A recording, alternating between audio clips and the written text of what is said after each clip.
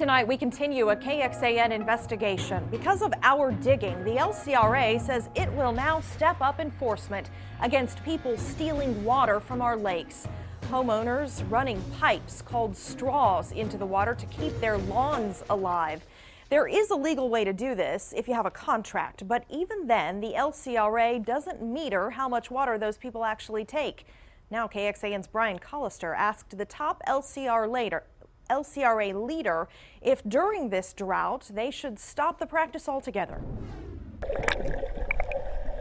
There should be a threshold. So says Douglas Wiggin, who's been boating Lake Travis most of his life.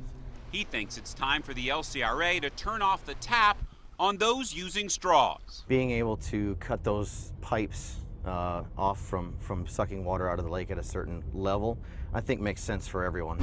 But does it make sense to LCRA? Why not create a threshold where you cut off these users of the straws when the lake gets to a level like it is now?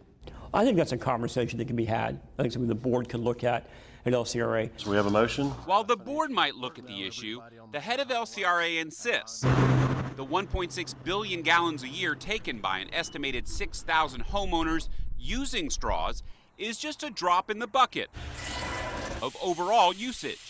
And the $700,000 a year brought in by straw contracts is money LCRA needs to manage its system. If someone contracts for water and utilizing that water for however they see best for beneficial use, watering your yard is one of those things.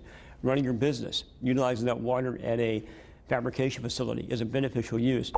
We've determined that's a fair use of that product if they're willing to pay the price for that product, as long as you're paying the price. I don't think that's quite right. So the rest of us are paying metered usage at our homes, and if you're sucking water out of the lake, I think there needs to be some sort of measure or cutoff point. LCRA says those people with straws have the same once-a-week water restrictions as everyone else. It's also considering a pilot program to monitor homeowners' usage, but right now it's focusing on its stepped-up enforcement. We'll let you know next week how many people rushed to sign up and pay before the deadline this Friday.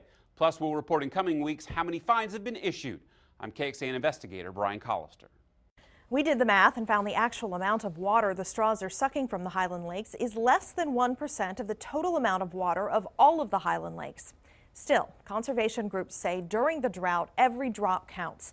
The Central Texas Water Coalition says an incentive program might be a smart way to get homeowners on board with metering their straws. That might include homeowners sharing the cost of the meters and their upkeep with the LCRA. Now, this story came to us through a viewer tip. We want you to know if you need something investigated, email us at report@kxan.com.